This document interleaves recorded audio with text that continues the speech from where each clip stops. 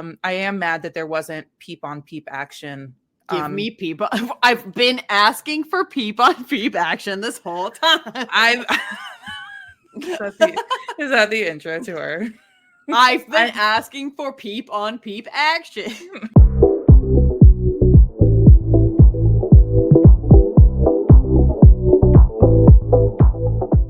Hello. Hey, everybody.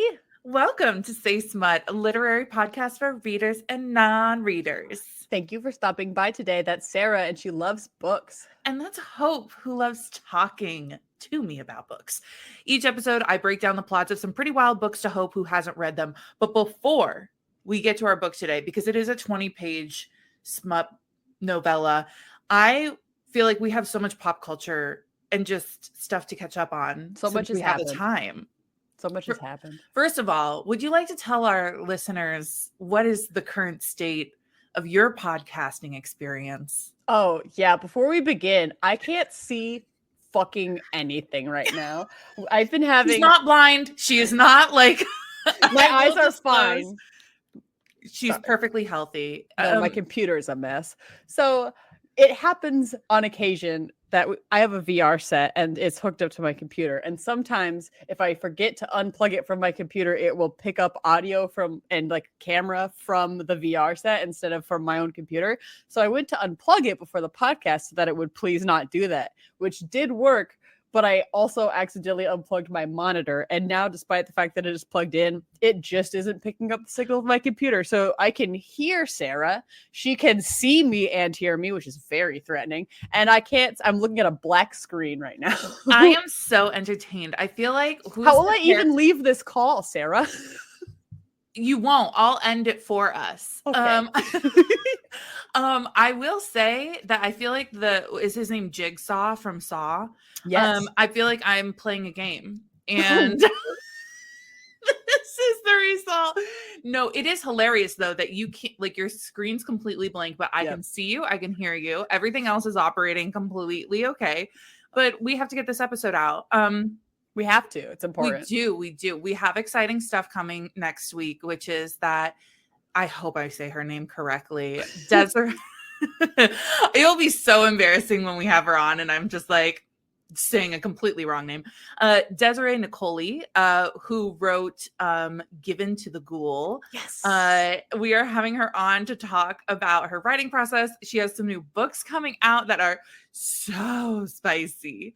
And so I'm very excited for us to talk to her later this week. I'm so pumped.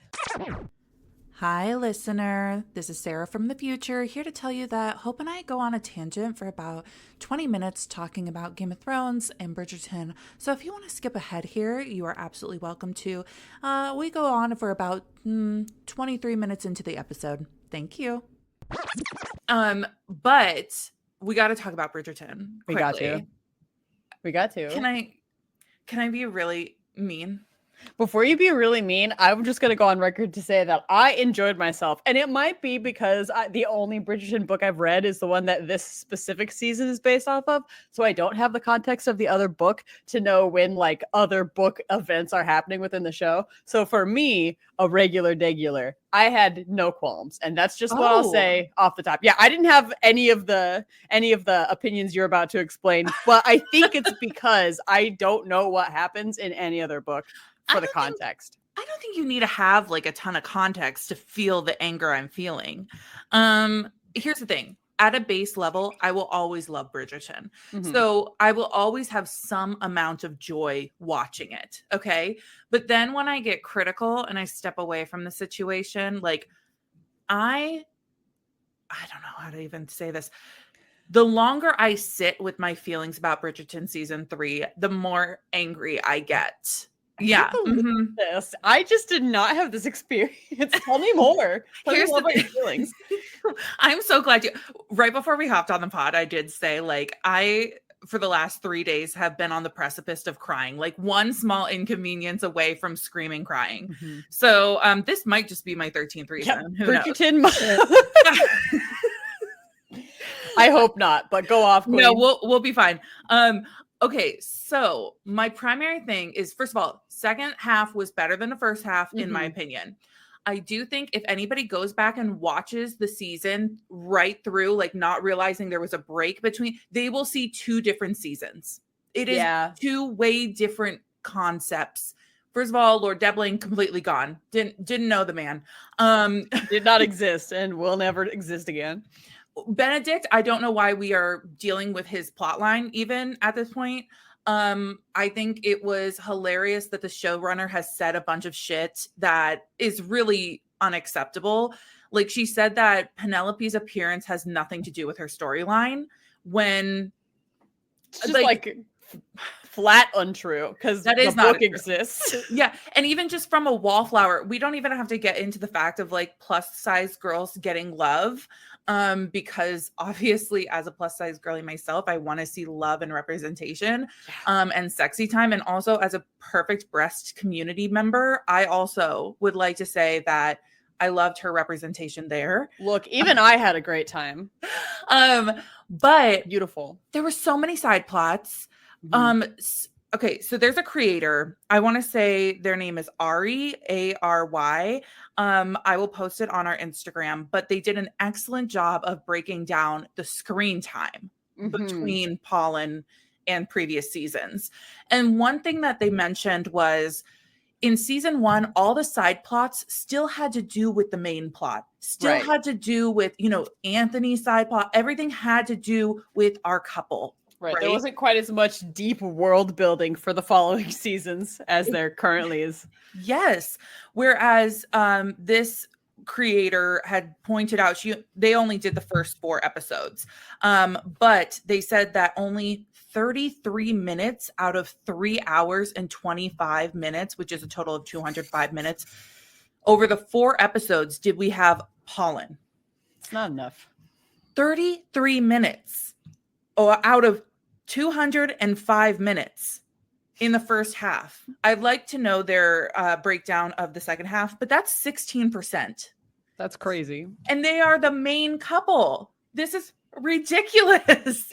It's funny too, because it is for a whole plot line that just actually doesn't exist in the book at all. We made a lot of space for something that wasn't 100% necessary. I don't mind taking the creative liberty, but when you really think about it, if you know how much of Pollen as a couple building it is in the books, and then you compare it to the show, it's like, well, we could have spent less time on Lord Debling, who doesn't exist at all in this story in real life. The second half did follow more of the book. I don't know why we gave Cressida a redemption arc when she didn't fulfill it.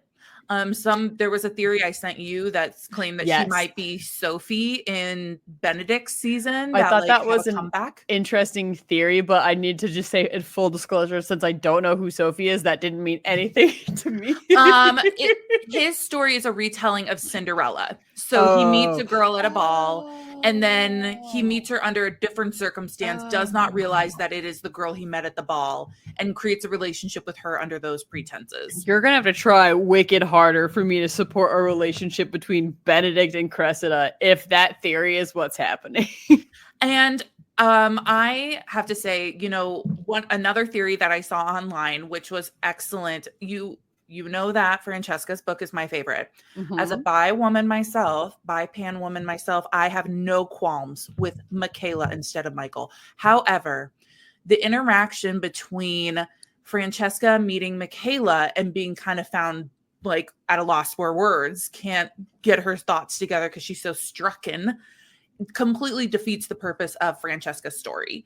And the creator who was making this video was like, the whole purpose of Francesca's book is that she has a loving first marriage. She has a great relationship with her husband, and her husband is obviously not who she ends up with full time. Right. So spoiler alert. Yeah. For her to then be smitten with her husband's cousin. Yeah, I don't want that to happen. Weird. Immediately, I guess is what I will say. I suppose you could make an argument and say that we are seeing that first relationship and it's like loving qualities in this season, so that we don't necessarily have to when it's finally Francesca's season. But I just really liked Lord Kilmartin. Is that right? Yes. I really liked him. I do too. I love the man. So nice. Yeah. And I, as much as I loved, what was the couple whose son he used to be a boxer. His son became Oh, yes. a lord. That guy's name is Will, and for some reason, Yes. just Will is the name that sticks with me. And exactly. They started conflict with them in the first half of the season, and then at the second half, they just began the second half by being like, "Well, I guess he's going to sell the club." The end of your story. Like, it's so disappointing. I think I'm really disappointed with the showrunner. I'm disappointed we aren't getting enough time on screen with our couples. I hate that the side quests are not embracing the main quest. Anyway, we set up a lot of other storylines though at the very end. Yes, Eloise is now going to travel, which means she could run into a certain somebody.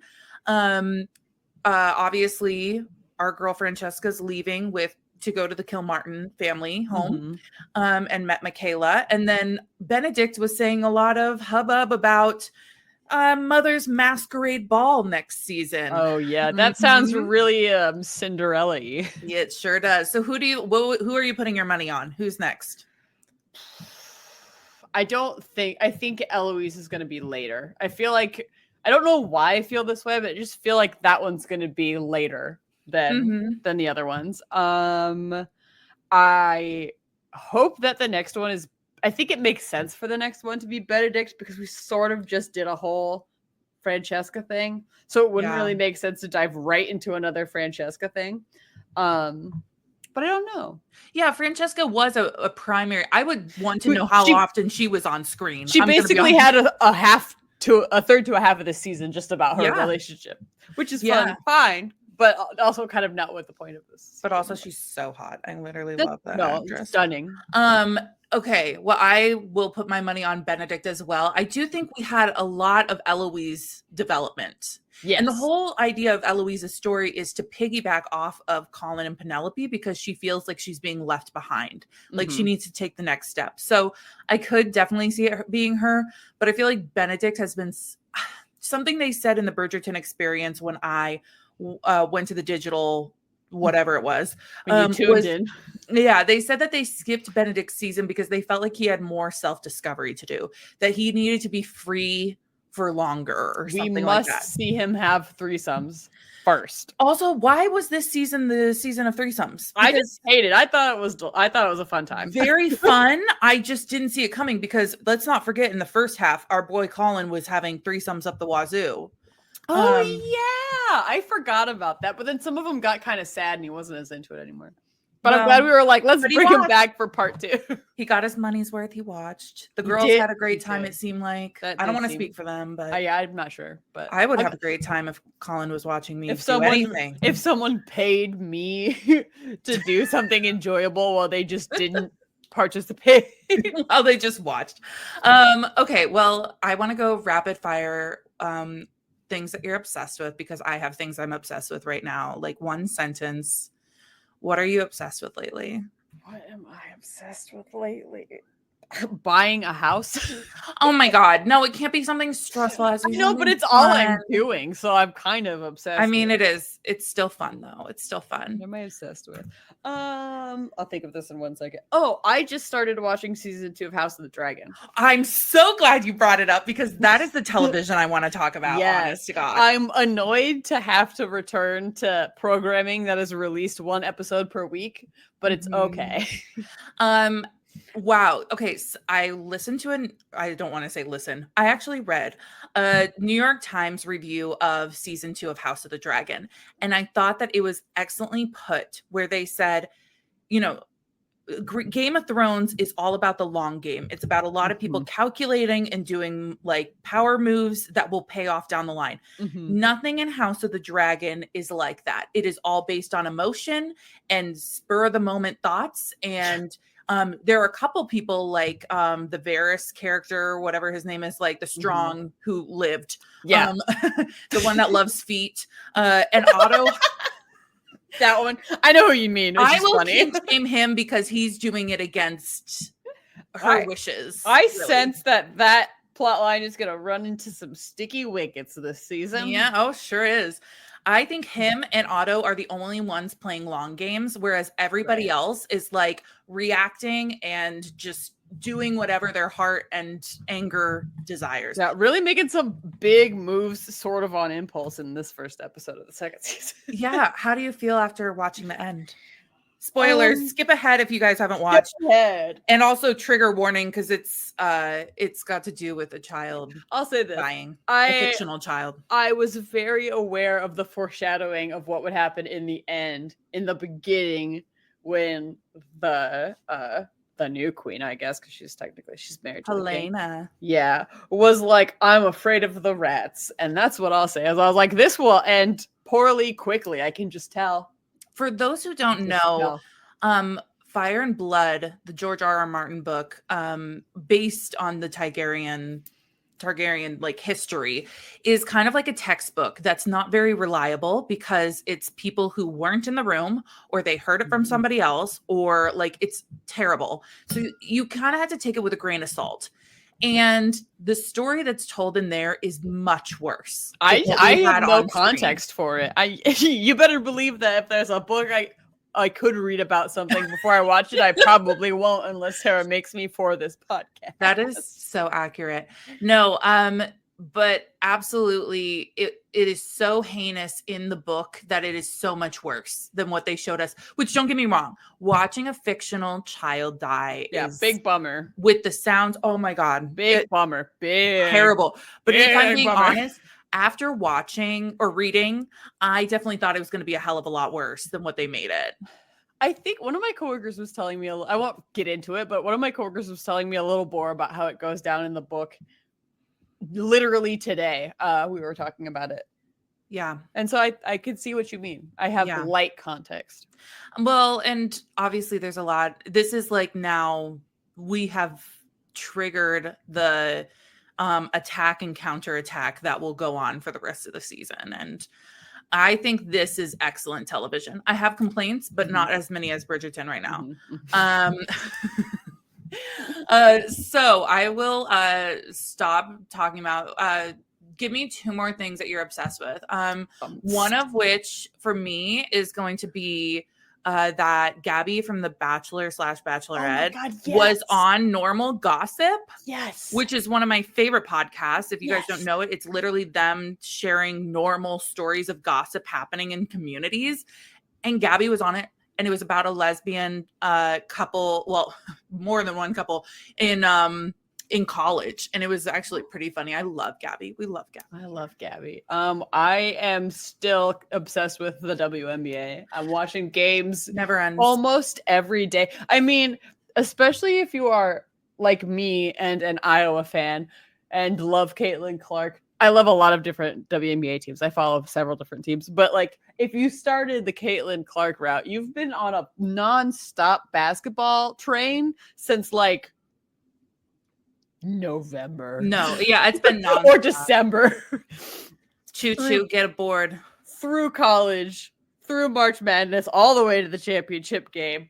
A week, and then the draft for the WNBA happened. And now here we are. A couple of weeks preseason games, and it just go like I'm gonna get a break sort of when the Olympics happen, and even then not really, because I'm still gonna be watching Team USA play basketball. Like it just, I'm so happy and also honestly a little tired. I mean, we're all a little tired, but I know you're very tired. Yeah, I'm like straight to my veins. Super women's sleepy. Basketball.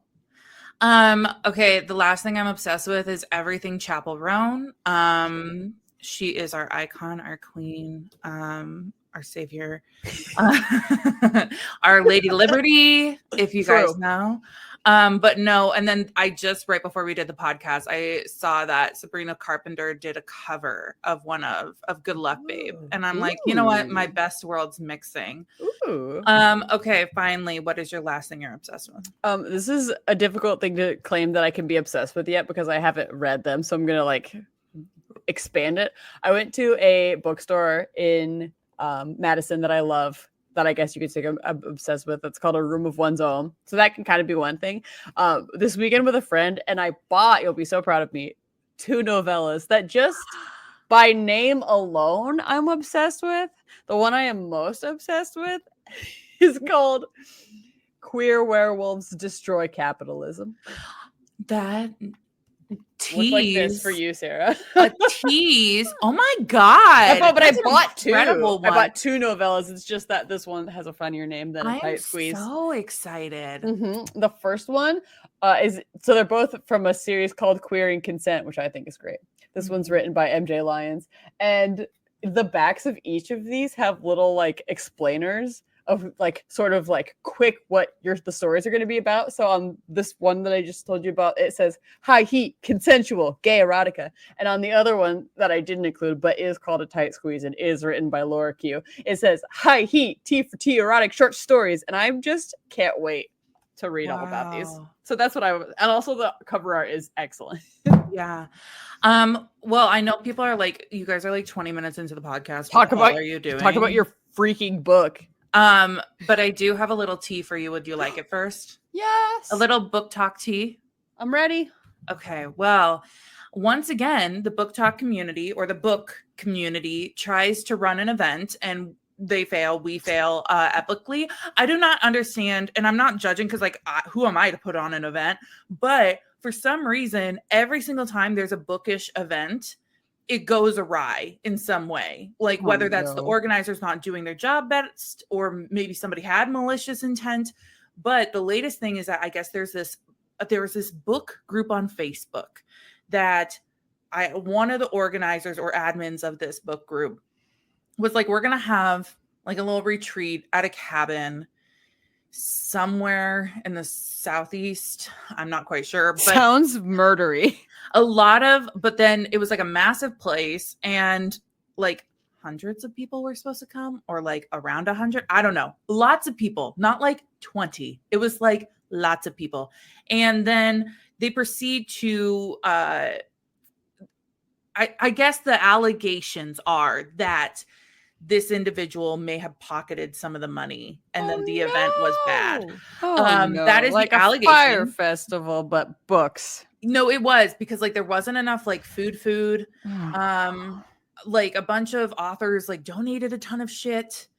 Anyway, I just want to know, book talk, bookish friends.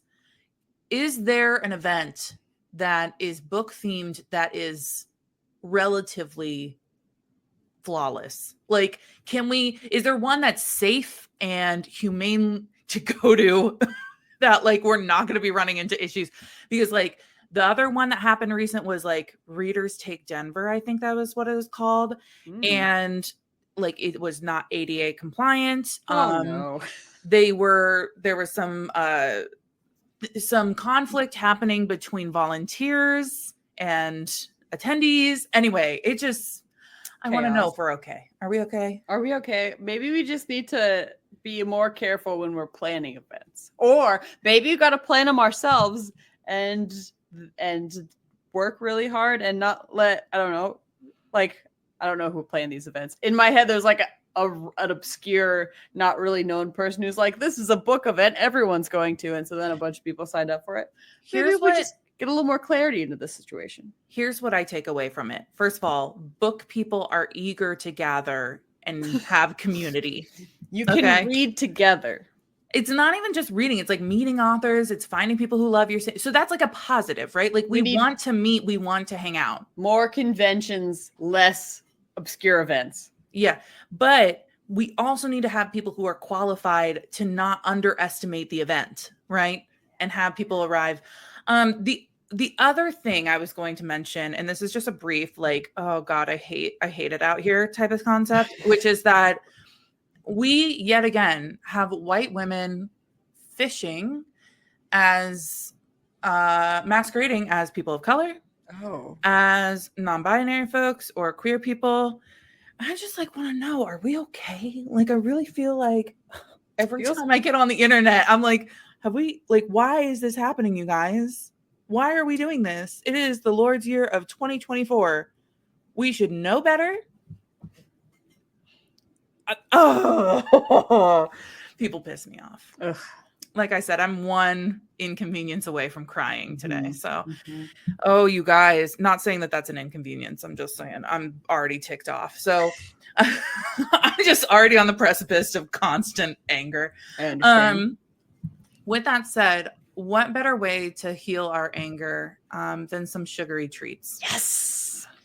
We're going to dive into our podcast today. Welcome to our podcast, which is called Say Smut, and it is about books, and Sarah does read them and talk about them, and I talk about other stuff. I want you to know I did not put the name of this book on It's true. on our podcast. I have no idea. I'm going in so blind today. Because I didn't want anyone giving it away to Hope, aka I didn't want to give it away to Hope. Mm-hmm. Okay, this is called Mating with Mallows by Nora Noodle.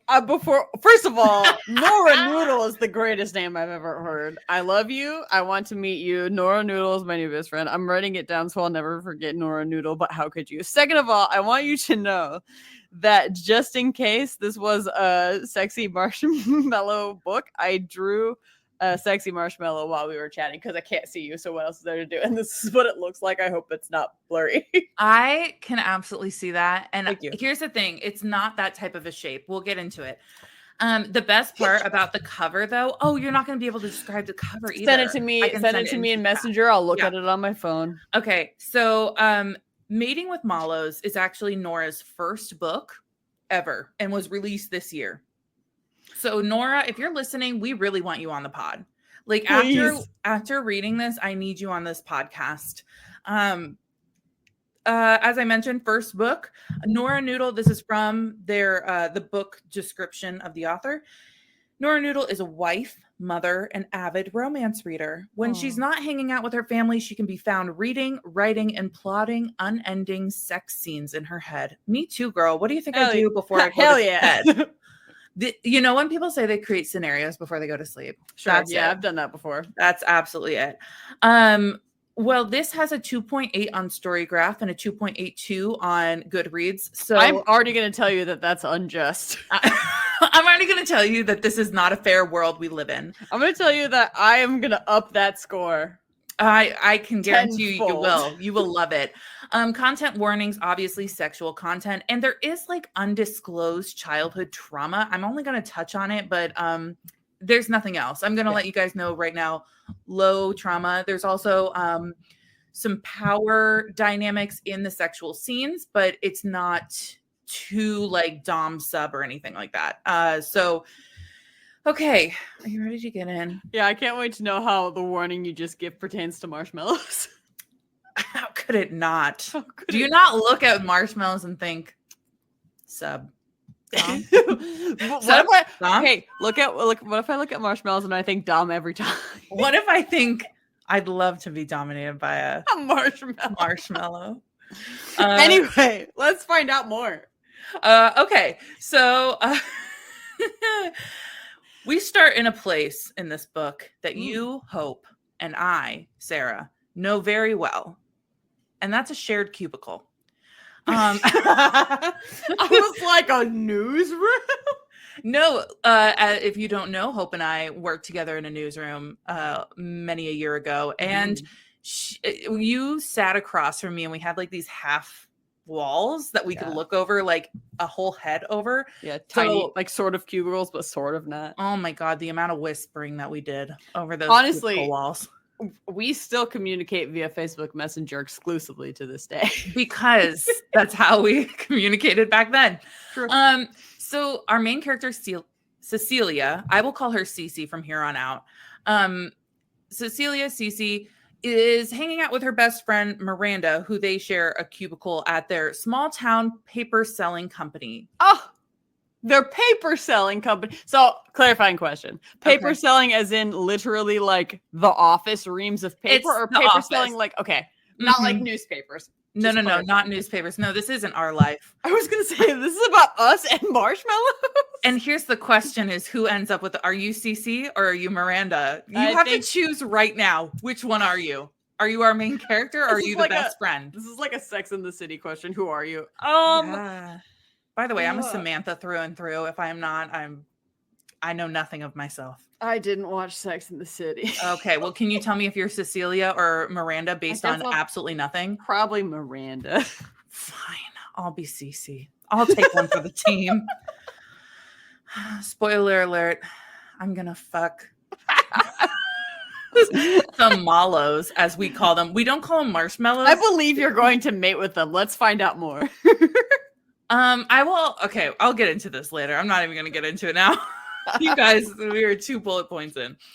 Okay, so on the first page, our girl Cece drops a trauma bond that this time of year, Easter, reminds her of her dad walking out on her family. And not coming back 3 days later. Yeah, he went out for some milk, went out for some mallows, didn't come back. Was specifically buying Peeps, never returned. Yeah.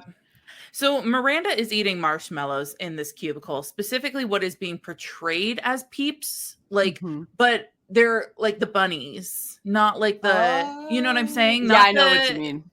Not like the actual Peeps. No, okay. I know what you mean. I love Peeps of pretty much all kinds. And at this time, I'm going to ask you what the origins of marshmallows are. I think that makes sense. I feel like it's a recent thing. Is it a recent thing? No, and sort of. Like I'd say the last 70 years. Oh no, it's actually way older than that. Let me tell you about marshmallows. I think I named my research "Peep This: The Humble History of Marshmallows," but I don't know because I don't have that in front of my face. It is right "Peep now. This: The Origin." The origin of the humble marshmallow. While you're there, would you like to read my credit to the sources? Because I also can't absolutely. So we've got the Food Network Kitchen. We've got American Chemical Society. We've got the National Confectioners Association. Wow, you went deep. You also went into the I'm sorry. I think I should read your sources every time because you went into the Division of Historical and Cultural Affairs of the state of Delaware. I did. Yeah, I thought that was weird too, but it'll make sense, I think, once I explain it. And you also they're not from Delaware. Spoiler alert. Then why do we fucking go to Delaware? Okay, I'll tell you. Then you also went to Mental Floss, which I just want to say that's a real good gander of sources. Look, variety is the spice of life. Okay, go for it. Anyway, have you ever thought for a good long while about what marshmallow is or is made of? Me neither. So let's get into it right now. The modern day version of the fluffy and usually white blobs that are marshmallows is like a wombo combo of various forms of sugar and gelatin and water. Specifically, the Food Network let me know that the base of marshmallows is sugar and corn syrup and water and gelatin, which you whip up until it's fluffy, and then it kind of sets. You can cut it into shapes, and then you can also add some flavors if you want. That's on the one hand, I was like, do I need to really explain what a marshmallow is? But it sort of felt important, and it kind of becomes relevant later. The TLDR is that Richard Hartel, who is a food engineer at the University of Wisconsin-Madison, who knew, not me until I found this, told the American Chemical Association, quote, "A marshmallow is basically a foam that is stabilized by gelatin." So that's if you wanted to know literally structurally what a marshmallow is all about, it's pretty much just like a stable foam. And you can make it at home. You just gotta mix water and gelatin. And I'm not talking I guess you could maybe try it with flavored Jell-O packets, but when I talk about gelatin, I don't mean go buy a box of Jell-O. I mean sheets of gelatin. Yeah, generally unflavored. Anyway, so I lost my recipe. So you got to mix water and gelatin, and then cook corn syrup and sugar and water together, and then mix that with the gelatin you already had, and then you got to just whip it up real good, and you got a marshmallow. So you can do that at home if you really want to, but. If you're really feeling inclined, you're feeling little crazy. Homemaker, if I've inspired you to make DIY marshmallows and start a business, you're welcome. And I won't even ask for a cut, but please send me a marshmallow. Just one. Not even one for me. Please, just one marshmallow. Anyway, you'll notice that I said modern day marshmallows, and that is because early marshmallows. First of all, the earliest marshmallow recipe that we know about is from 2000 BCE Egypt, which is... Shut the fuck up. I know. It's crazy, but it is. So that's why I was talking about a modern day marshmallow. This kind of marshmallow, completely different. For some context, the original marshmallow comes from using the sap of mallow plants, which grows in marshes. So surprise, that's how we got the name marshmallow, because mallows grow in marshes. That's clever. Yeah. But it's like the sap of this plant is the mallow of it. Got it. At least originally. Like with a lot of stuff, people all used this sap like all over the place. Sometimes for medicine, sometimes for snacks. We're going to get to Delaware. Thank you. Delaware.gov gave a history of marshmallows on its website because it was ahead of a demonstration at the Zwandale Museum in 2023. So that's why I was at Delaware.gov, is because they have a museum that was going to put on this like demonstration about OG marshmallows. But anyway, in the history on the website, Alexander Rum explained that the original marshmallow was used back in the day for medicine, like for coughs and for digestion, and like maybe they put it on your skin. It was like sort of the time where people just put stuff places and assumed that it helped them medically. Mallow was used for that originally. It's like what I do with lavender at all times. I'm just like, you know what? Stressed, lavender. You know what? I'm going to do this, lavender. Tummy hurts, lavender. Literally. Angry, lavender. It was also, anti-inflammatories. They were trying to use it as laxatives, all kinds of stuff. We can thank Egyptians for the snackier version of marshmallows, though. Like, it started medicinally.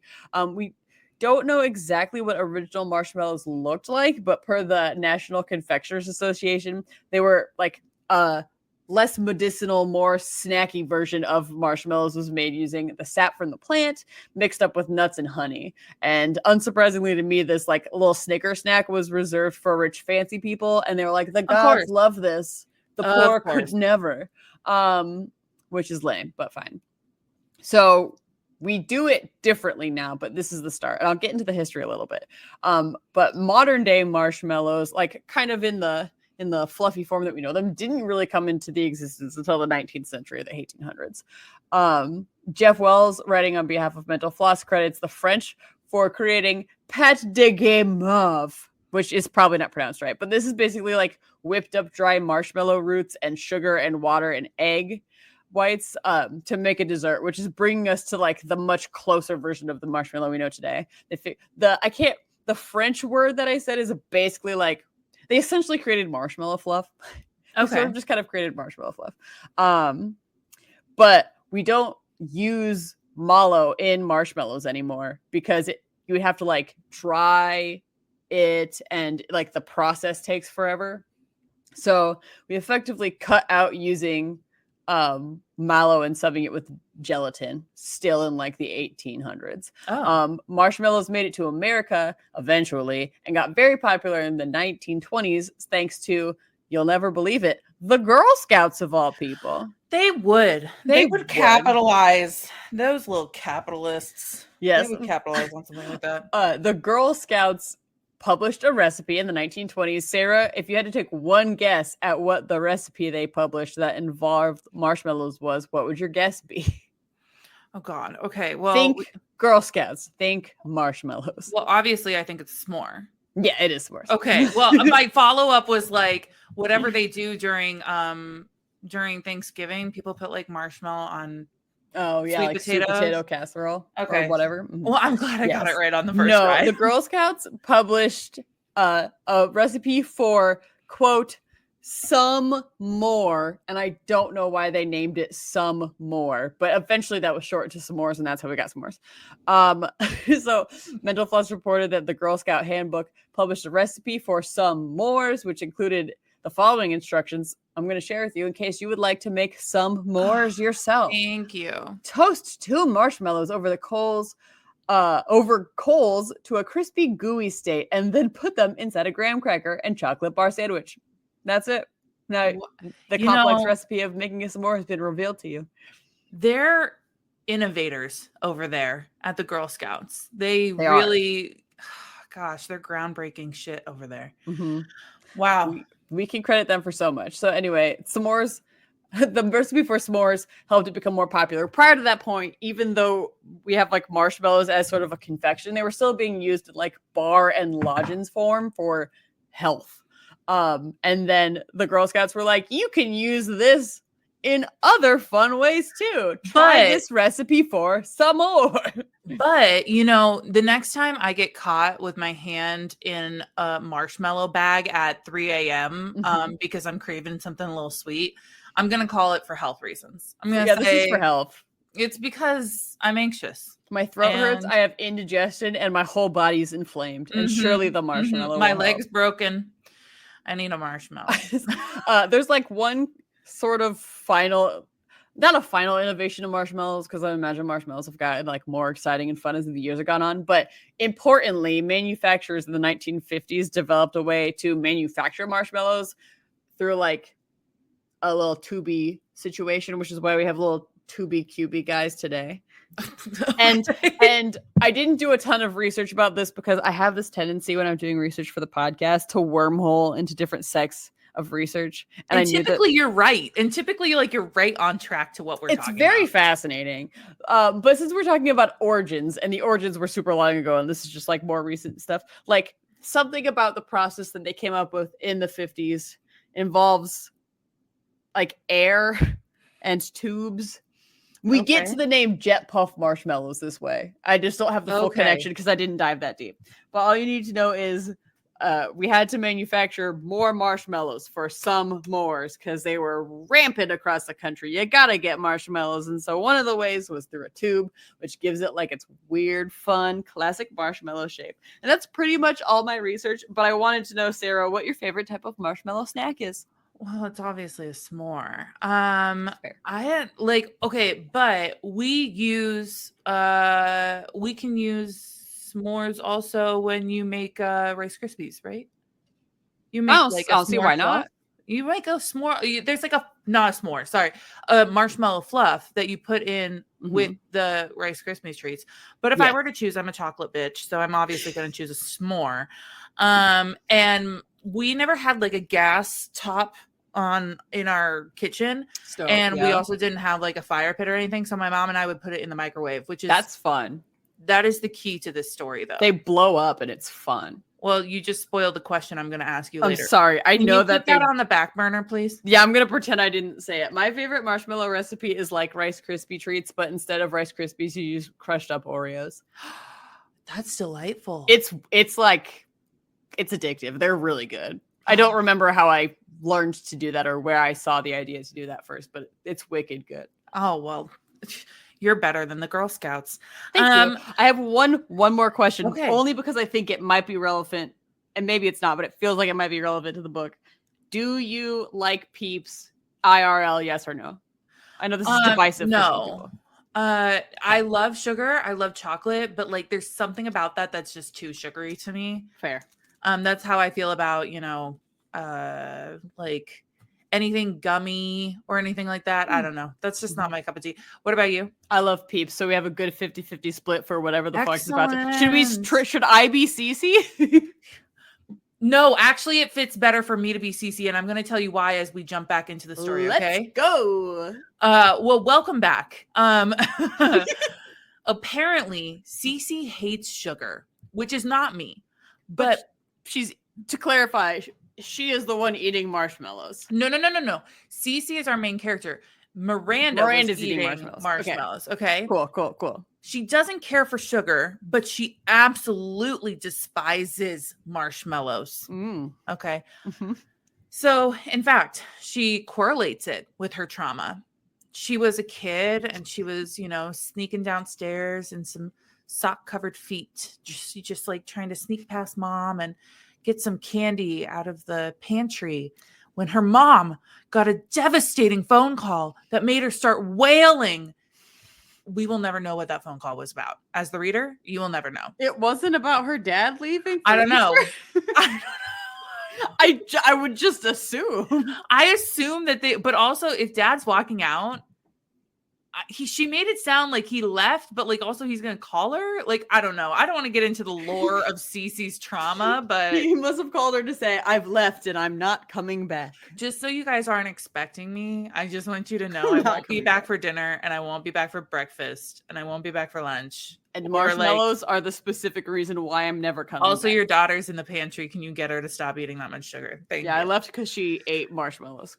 Uh, well, like, we don't know what this trauma is, but she hates marshmallows, hates them.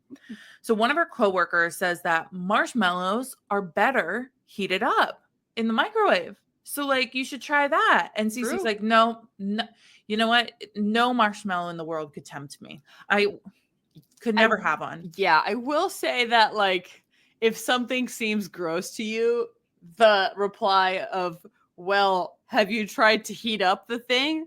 Wouldn't make me think it was less gross. It would just make me think it was gross, but hotter than it was before.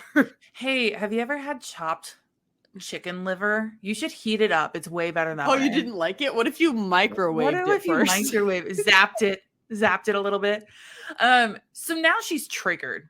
She's over the next few days, she's getting flashbacks to the quote worst day of my childhood. She's getting night sweats.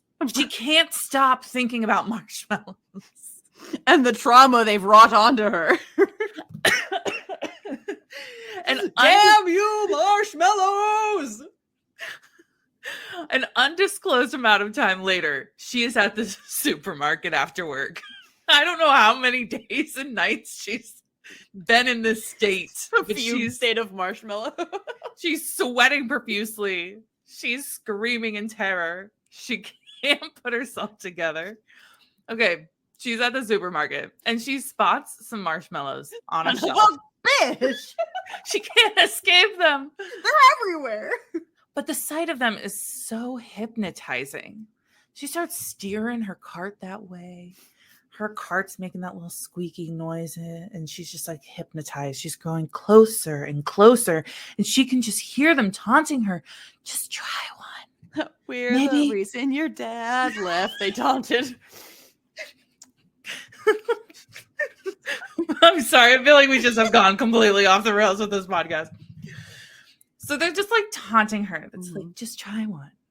Maybe you can forget all that trauma. Sure. Hey, all of a sudden, she's throwing a variety pack in her cart, and it's like the different like colored ones. It's not like one pastel. Yeah, they're all pastel colored ones, and they're just staring up at her. And this direct quote, you know, when it's these little novella books, I love to just quote the book back to you. Essentially, quote, 4 vibrant, differently colored little creatures stared back at me with malice in their souls. End quote. The mallow and marshmallow is actually short for malice. That, you know, the ancient people taking it from the mallow tree or the mallows in the marshes. It's actually because they were so malicious. Yeah, they deserved it. So she goes as far as hiding them under her frozen lasagna in the cart. When she goes to check out, it reminds me when I was like a teenage girl buying tampons. Yeah. And I'm like, oh, no one can know I have a period. I'm going to hide them in the back of my... Oh my God. One time when we're going to divert a second. One time when I was at the grocery store, I ran into a coworker and I had a cart full of things. And like, at that point, I didn't have that many things because I had just gotten there, but I had tampons and stuff. And they said, so what are you here shopping for? And then they made a point of like leaning down and looking at my cart. And I'm thinking, what do you want? Stop. That's so weird. Never do that again. That's my trauma. Anyway, so we get to, what are you giggling at? Just all of it. Just all of it together. Silently giggling at I'm making notes and I'm giggling, and I really like the sexy marshmallow I drew as we approach the climax of this book. Continue. This is an audio medium. You have to at least laugh out loud when I make funny jokes. Thank you. Sorry. Okay. So when she gets home, she opens her grocery bag and decides that she needs to do it while she has the courage, rip off the Band-Aid. So if you had a variety pack of Peeps or like, I mean, they're the bunny ones, not the bird ones, but like you're deathly afraid of, which color would you start with first? So does it say explicitly that the marshmallows she has are Peep-like, or are they like the tiny, like mini marshmallows that are flavored? They're not like shape? Mini. They're not mini, but like they're shaped in a bunny. These are also bunnies. Yeah. No, these are bunnies. I mean, it depends on the colors available. It's funny that the word variety pack is used because like there are flavored Peeps, but the Easter ones are usually just different colors, but all taste the same. So I guess I'll go for like a blue or a pink. I'm so glad you picked the right answer. She starts with a hot pink because she thinks it's the most harmless color. It's the sexiest color. Before she puts it in the microwave, she's like, you know what? You know what? It needs a friend. Things are better in pairs. And I don't have to eat the second one if I don't want to. So she adds a blue marshmallow in. You are so right on track there. Hope, what happens when you put a marshmallow in the microwave? I've never said this before on this podcast. They expand and they like puff up. Yes, well, there's an enormous explosion in her microwave. And when Cece is like getting her wits about her, she's like looking through the smoke and she's like thinking her house is going to be on fire. The door is like creaking open still, to the microwave. And it's, there's no flames, but there's a little smoke dissipating. Sure. And standing in front of her are two hulking marshmallows. Amazing. Would you like the quote of what they look like? Please, more than anything on the planet. Quote, standing at least 6 feet tall, not including the ears, dripping with muscles, coating in a fine dusting of neon sugar, were two incredibly sexy marshmallow bunny men. End quote. This is an audio medium, Hope. You have to let out the laugh. I'm sorry. Like holding it back. I'm sorry. I've been covering my face, laughing quietly to myself, and I was about to add really tiny bunny ears to my sexy marshmallow drawing because I've been telling you the whole time it's bunnies. I know, but I hadn't canonized it yet in my own drawing, and now I am. The bunny men are already laying on the moves. Like, there she is. Like what you see. Sexy. Like, they are men who are working in construction in New York City in like some super stereotypical movie yelling out cat calls. Absolutely no care in the world for the fact that they have just come into consciousness. Yeah. No, in fact, before she can even speak, they say, now, we've been waiting all evening for you to free us, leaving us all alone in that cold packaging in the pitch black innards of your shopping cart. Tisk, tisk. Shopping carts let in a lot of light. Sorry. Oh my gosh, I read that wrong. Shopping bag. Sorry. I'll assume it's not plastic and move on.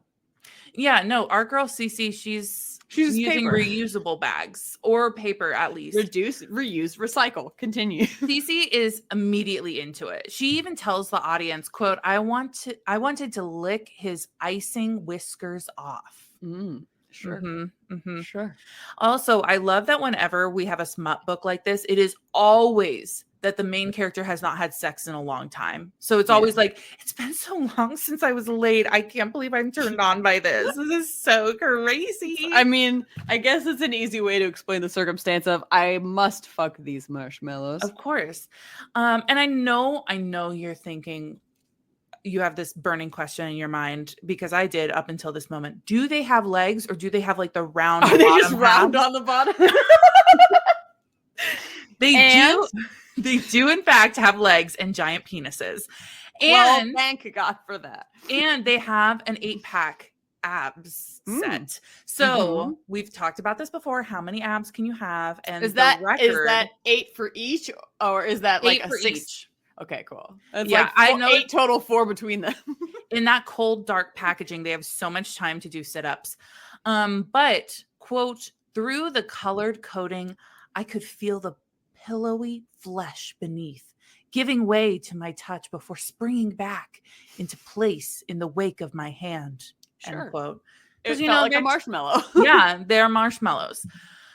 Would you like to know the lore behind these men who have now been identified as pink and blue? The answer is obviously yes, but what if I was like, no, thank you. Just tell me how the rest of the story goes. Then I would be like, great, we will never know. The God above Hope has decided we shall never know.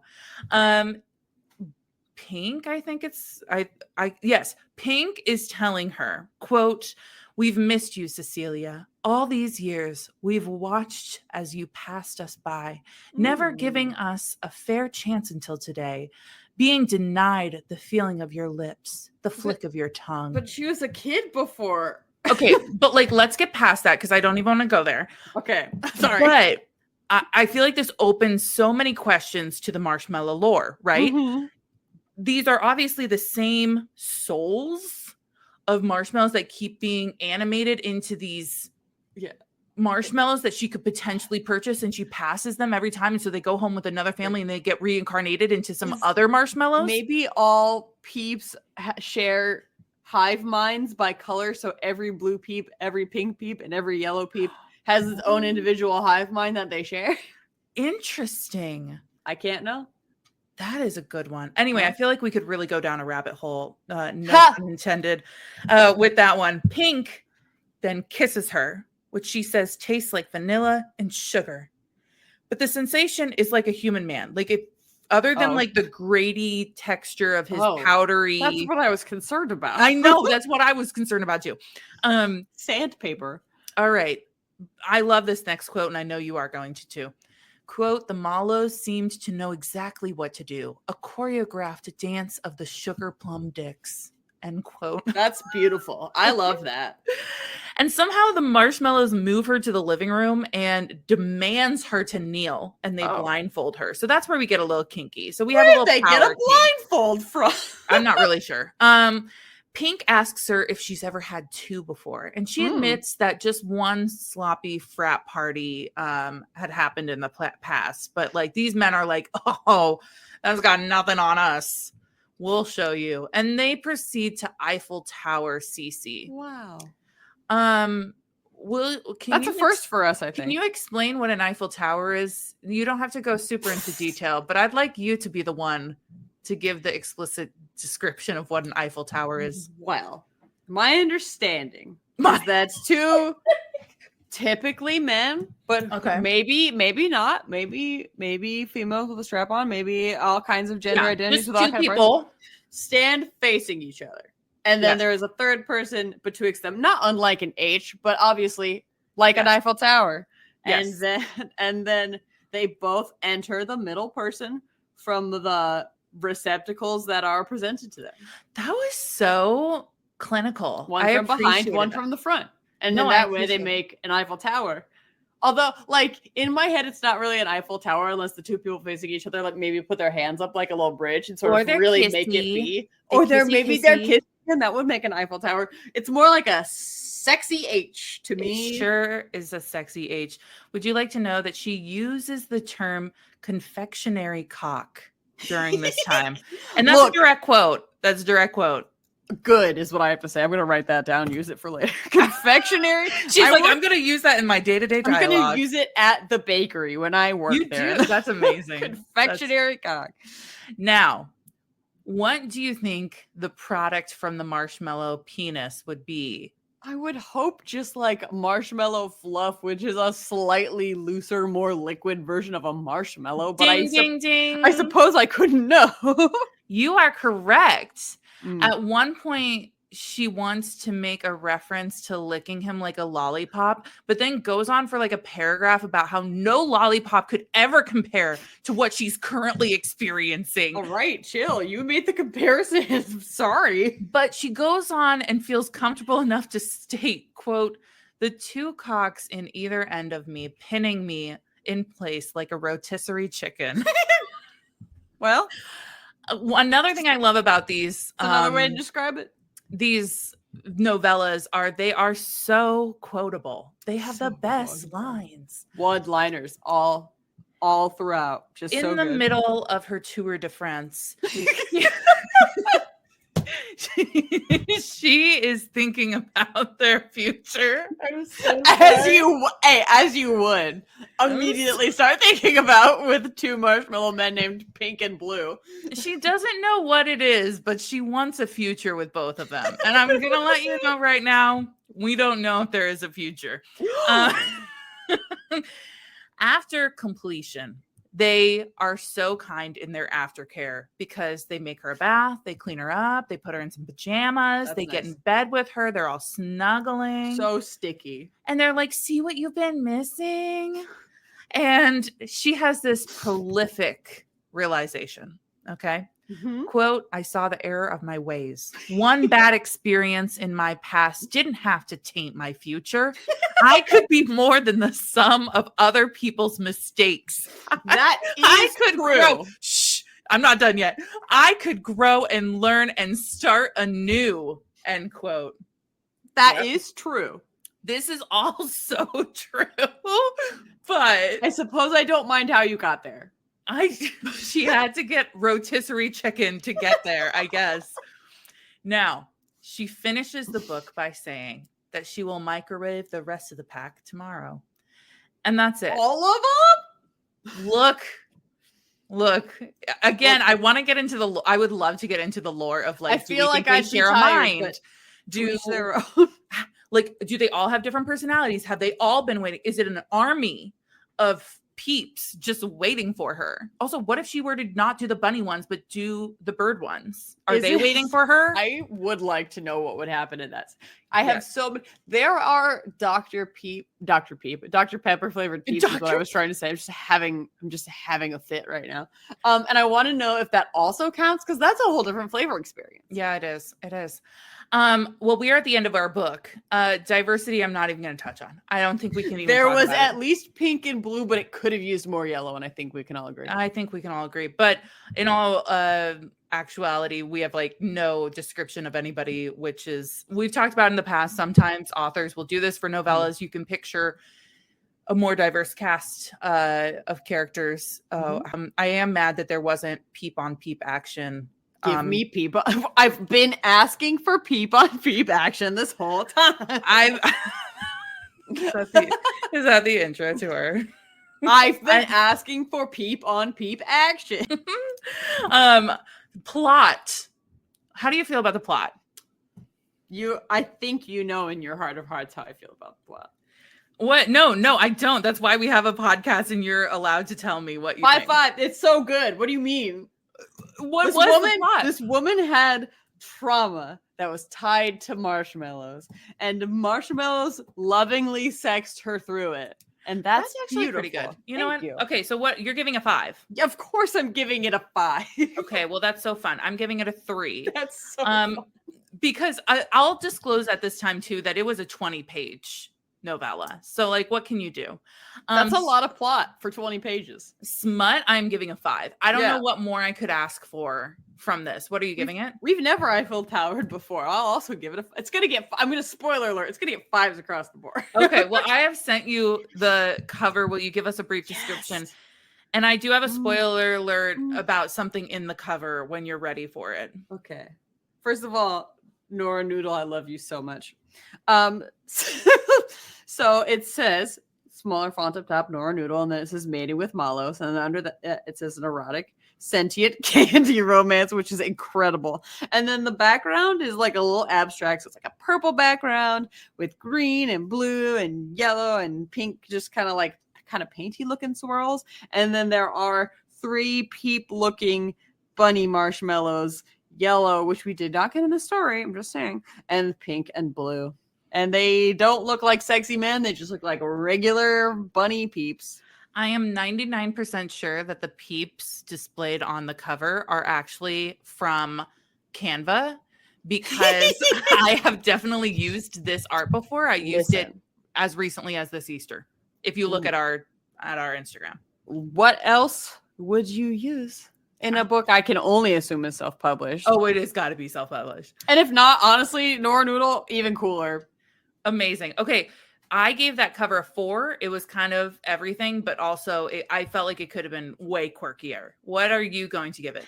I'm going to give it a 4 only because the 5 would have been 2 bunny sugar men. But I understand that would be hard to achieve in self-publishing art. So it's still a high 4. Yeah, no, that ends with you at 93% and I'm at 80%. That's a high marking. That is higher than our 2.8 ratings from our friends on Goodreads. And I can't account for taste, okay? So finally, to wrap us up, what is your Say Smut? Say Smut moment. You can't see this, but I'm rubbing my face because I just don't even know where to pick from.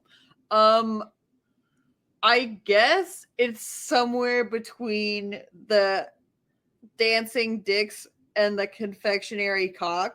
Oh, the sugar plum dicks. Yeah, sugar plum dancing dicks was good for me because my say smut is more to do with like the descriptions than the action happening. Obviously, the whole 20 pages of this book is one huge say smut moment, so it's a little hard to nitpick out. So I'm just gonna go in semantics and be like, I thought that was hilarious. My two are first of all, the conditions of our men having that grainy powdery cover to them. That's tough. And also that's so tough. And also if their extract is is marshmallow fluff and that's going inside of her downstairs, I'm worried about a yeast infection. UTI. Yes, I'm so worried. She needs to go to a gyno right now. The least she could do is immediately use the restroom. Yeah. I would advise going to see a medical professional. But my second say smut is that she spent an entire paragraph telling us how she could never compare it to a lollipop, but then proceeds to call herself a rotisserie chicken. Well, to be fair, a rotisserie chicken is not a lollipop, and so where's the lie? I just am like, the amount of references was wild. I love Nora, I cannot wait for your next read. I am on pins and needles. Thank you so much for joining us for this sugary treat, the sugary late night treat. You can find us if you so choose on TikTok and Instagram at Say Smut Podcast. Additionally, we would love to hear your book recommendations. Send those our way via email at saysmutpodcast@gmail.com. Also, you can rate us on whatever podcast platform of your choosing. We also know there are quite a few of you on YouTube. And thank you. Yeah. And I know a lot of you are on Spotify. Also, sorry, because I imagine that this episode is going to be a trip. I have no idea what faces I'm making. I am also going to say that I'm going to put a disclaimer at the beginning of the podcast now that we've been in. You. No, I'm going to put a disclaimer that we have like a 25-minute non-book discussion. So I'm sorry, we live lives outside of this. We podcast. do. We have culture. We have so much culture. Culture. 2 shows that we talked about. 2 very basic white girl shows that we love talking about.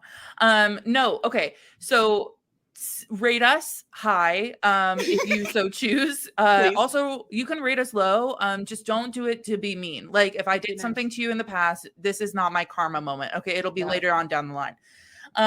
But thank you so much for joining us. Thank you. And stay sweet. And don't forget to microwave your trauma. Bye. Bye.